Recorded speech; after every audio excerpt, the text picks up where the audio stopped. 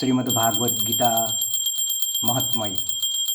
આજે આપણે ગીતા મહાત્મય જાણીશું. સૌનકે પૂછ્યું છે, હે સૂત, અતિ પૂર્વકાળના મુનિ શ્રી વ્યાસજીએ કહેલું તથા શ્રુતિઓમાં વર્ણવેલું ગીતાનું મહાત્મય મને બરાબર કહો. સૂત બોલ્યા છે, આપે જે પુરાતન અને ઉત્તમ ગીતા મહાત્મય પૂછ્યું તે અતિશય ગુપ્ત છે, તેથી તે કહેવા કોઈ સમર્થ નથી. ગીતા મહાત્મય શ્રી કૃષ્ણ જ સારી રીતે જાણે છે, કંઈક અર્જુન જાણે છે તથા વ્યાસ, સુખદેવ, યાજ્ઞવલ્ક્ય અને જનક વગેરે તેને થોડું ઘણું જાણે છે. બીજાઓ કર્ણ પરંપરાથી સાંભળી લોકમાં વર્ણવે છે, માટે શ્રી વ્યાસજીના મુખથી મેં જે સાંભળ્યું છે તે કંઈક આજે હું કહું છું. આજે આપોઆપ શ્રી વિષ્ણુ ભગવાનના મુખ કમળમાંથી નીકળી છે. તે શ્રી ગીતા સારી રીતે ગાવા યોગ્ય છે. બીજા શાસ્ત્રોના સંગ્રહથી શું ફળ છે? ગીતા ધર્મમય, સર્વજ્ઞાનની પ્રયોજક તથા સર્વશાસ્ત્રમય છે. તેથી ગીતા શ્રેષ્ઠ છે. જે મનુષ્ય ઘોર સંસારમાં સાગર તરવા ઈચ્છે છે, તેણે ગીતારૂપી વાહન પર ચઢી સુખથી પાર પહોંચવું. જે પુરુષ આ પવિત્ર ગીતાશાસ્ત્રને સાવધાન થઈ ભણે છે, તે ભય, શોક આદિથી રહિત શ્રી વિષ્ણુપદ પામે છે. ગીતાનું જ્ઞાન જેને સદાય અભ્યાસ યોગથી સાંભળ્યું નથી, છતાં જે મોક્ષ ઈચ્છે છે, તે મૂઢાત્મા બાળકને પેઠે હાસ્યપાત્ર થાય છે. જેઓ રાત દિવસ ગીતાશાસ્ત્ર ભણે છે અથવા તેનો પાઠ કરે છે કે સાંભળે છે, તેઓને મનુષ્ય નહીં પણ નિસંશય દેવો જ જાણવા. દરરોજ જળ વડે સ્નાન મનુષ્યનો મેલ દૂર કરનાર છે, પણ ગીતારૂપી જળમાં એકવારનું જ સ્નાન સંસારરૂપી મેલનો નાશ કરનાર છે.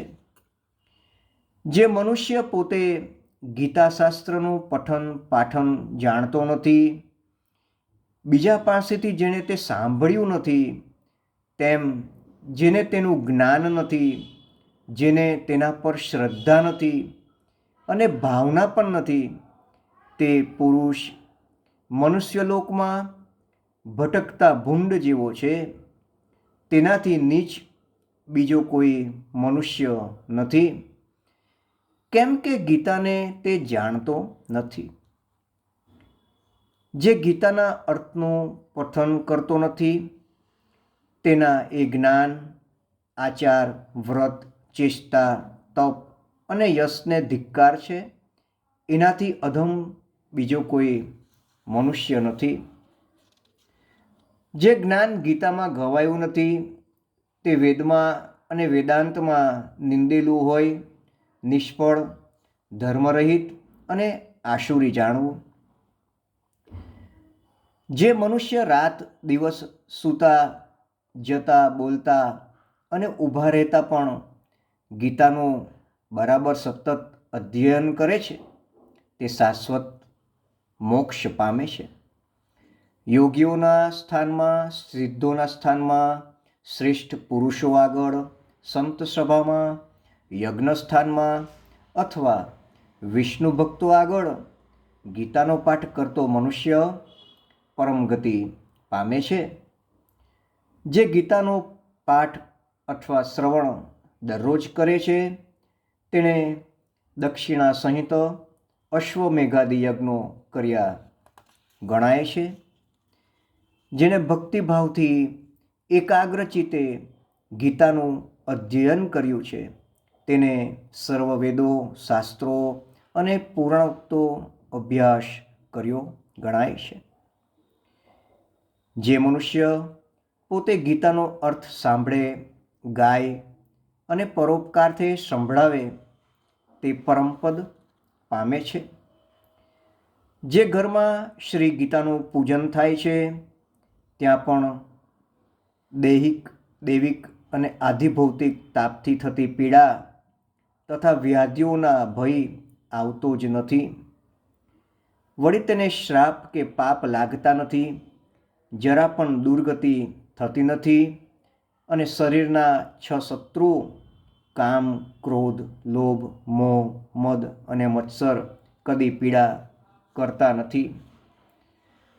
જ્યાં નિરંતર ગીતાનું અભિનંદન થાય છે ત્યાં શ્રી ભગવાન પરમેશ્વરમાં એકનિષ્ઠ ભક્તિ ઉપજે છે. સ્નાન કર્યું હોય કે ન કર્યું હોય, પવિત્ર હોય કે અપવિત્ર હોય, તો પણ જે પરમાત્મા વિભૂતિનું અને વિશ્વરૂપનું સ્મરણ કરે તે સર્વદા પવિત્ર છે. સર્વત્ર ભોજન કરનાર અને સર્વ પ્રકારનું દાન લેનાર પણ જો ગીતા પાઠ કરતો હોય તો તેના પાપથી કદી લેપાતો નથી. જેનું ચિત્ત સદા ગીતામાં જ રમતું હોય તે સંપૂર્ણ અગ્નિહોત્રી, સદા જપ કરનારો, ક્રિયાવાન તથા પંડિત છે. વળી તે જ દર્શન કરવા યોગ્ય, ધનવાન, યોગી, જ્ઞાની, યાજ્ઞિક, ધ્યાની તથા સર્વ વેદોના અર્થને જાણનાર છે. જ્યાં ગીતાના પુસ્તકનો નિત્ય પાઠ થતો હોય ત્યાં પૃથ્વી પરના પ્રયાગાદી સર્વ તીર્થો છે. વળી તે ઘરમાં અને દેહરૂપી દેશમાં સર્વ દેવો, ઋષિઓ, યોગીઓ અને સર્પો સદા રહે છે. ગીતા, ગંગા, ગાયત્રી, સીતા, સત્યા, સરસ્વતી, બ્રહ્મવિદ્યા, બ્રહ્મવલ્લી, ત્રિસંધ્યા, મુક્તગેહિની, અર્ધમાત્રા, ચિદાનંદા, ભવધની, ભયનાશિની, વેદત્રયી, પરા, અનંતા અને તત્વાત જ્ઞાન મંજરી એમ આ ગીતાના 18 નામોનો સ્થિર મનથી જે મનુષ્ય નિત્ય જપ કરે છે તે જલ્દી જ્ઞાન સિદ્ધિને તથા છેવટે પરમપદને પામે છે. જે કર્મ કરે તે સર્વમાં ગીતા પાઠ ચાલુ રાખવો, જેથી તે કર્મ નિર્દોષ રીતે સમાપ્ત કરી તેનું પૂર્ણ ફળ પામે છે. જે મનુષ્ય શ્રાદ્ધમાં પિતૃઓને ઉદ્દેશી ગીતાનો પાઠ કરે છે તેના પિતૃઓ સંતુષ્ટ થાય છે અને નરકમાંથી સદ્ગતિ પામે છે. ગીતા પાઠથી પ્રસન્ન થયેલા તથા શ્રાદ્ધથી તૃપ્ત કરાયેલા પિતૃઓને પુત્રને આશીર્વાદ આપતા પિતૃલોકમાં જાય છે. જે માણસ ગીતા લખી ગળામાં, હાથમાં કે મસ્તકે તેને ધારણ કરે છે તેના સર્વ વિઘ્નરૂપી દારૂણ ઉપદ્રવો નાશ પામે છે. ભરતખંડમાં 4 વર્ણો વિશે મનુષ્ય દેહ પામીને પણ જે મનુષ્ય અમૃત સ્વરૂપ ગીતાને સાંભળે કે ભણે નહીં, તે હાથમાં આવેલું અમૃત ત્યજીને દુઃખથી ઝેર ખાય છે અને જે ગીતારૂપી અમૃતનું લોકમાં પાન કરે છે તે મોક્ષ મેળવી સુખી થાય છે. સંસારમાં દુઃખોથી પીડાયેલા જે મનુષ્યોએ ગીતાનું જ્ઞાન સાંભળ્યું છે તેઓ અમૃત મેળવ્યું છે અને તેઓ શ્રીહરિના ધામને પામી ચૂક્યા છે. આ લોકમાં ઘણાએ રાજાઓ જનકાદિકની પેઠે ગીતાનો આશ્રય લઈ પાપરહિત થઈને પરમપદને પ્રાપ્ત થયેલા છે. ગીતામાં ઉચ્ચ નીચ મનુષ્ય વિશેનો ભેદ નથી, કેમ કે ગીતા બ્રહ્મ સ્વરૂપ હોય તેનું જ્ઞાન બધાને માટે સમાન છે. ગીતાના અર્થને પરમ આનંદથી સાંભળી જે આનંદ પામતો નથી તે મનુષ્ય પ્રમાદને લીધે લોકમાં ફળ પામતો નથી, પરંતુ વ્યર્થ શ્રમ જ પામે છે. ગીતાનો પાઠ કરી જે મહાત્મયનો પાઠ કરતો નથી તેના પાઠનું ફળ વ્યર્થ જાય છે અને કેવળ શ્રમ જ થાય છે. આ મહાત્મય સહિત ગીતા પાઠ જે કરે છે તથા શ્રદ્ધાથી જે સાંભળે છે તે દુર્લભ ગતિ પામે છે.